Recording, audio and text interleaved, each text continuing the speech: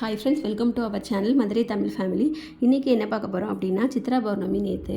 So நாங்கள் பசங்க எல்லாம் கோயில் போயிருந்தோம். அம்மா வந்து பௌர்ணமி வந்து சிவன் கோயில் போவாங்க. அதே கோயிலுக்கு தான் வந்து நானும் போயிருந்தேன். அம்மா ஆச்சி எல்லாருமே வந்து பௌர்ணமி அப்போ அங்கே அரிசி எல்லாம் வந்து வாங்கிட்டு வருவாங்க. அதை வந்து சமைச்சிட்டு அன்னதானத்துக்கு ரெடி பண்ணுவாங்க.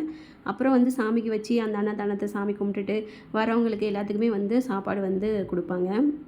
இந்த கோயில் பார்த்திங்க அப்படின்னா மேற்கு தொடர்ச்சி மலைக்கு உள்ளதாக இருக்குது. நாங்கள் சாமி கும்பிட போனது ஜோதிலிங்க சிவன் அவங்க வந்து சாமி கும்பிட போயிருந்தோம்.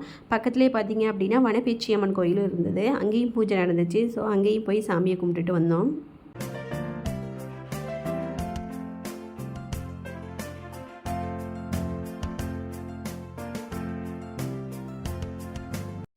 இவங்க தான் வனப்பேச்சி அம்மன். இப்போது என் பொண்ணு அண்ணன் பசங்க எல்லோரும் வந்து சாமியை விழுந்து கும்பிட்டுட்டு இருந்தாங்க. என் குட்டி பொண்ணும் வந்து நானும் விழுந்து கும்பிட்றேன் அப்படின்ட்டு பெரிய பொண்ணு பண்ணுற மாதிரியே அவங்களும் பண்ணிகிட்டு இருந்தாங்க.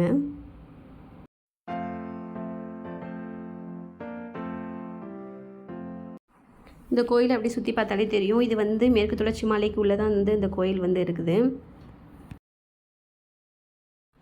பசங்க நல்லா ஜாலியாக என்ஜாய் பண்ணிவிட்டு விளாண்டுட்டு இருந்தாங்க.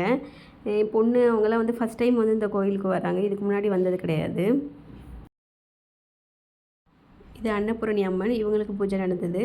அதுக்கப்புறம் பார்த்திங்கன்னா ஜோதிலிங்கம் சாமிக்கும் வந்து பூஜை நடந்தது. எல்லோரும் நல்லா சாமி கும்பிட்டோம்.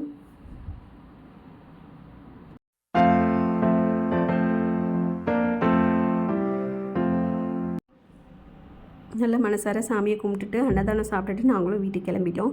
இந்த வீடியோ உங்களுக்கு பிடிச்சிருந்துச்சி அப்படின்னா லைக் பண்ணுங்கள், ஷேர் பண்ணுங்கள். மதுரை தமிழ் ஃபேமிலிக்கு சப்ஸ்கிரைப் பண்ணுங்கள். தேங்க்யூ.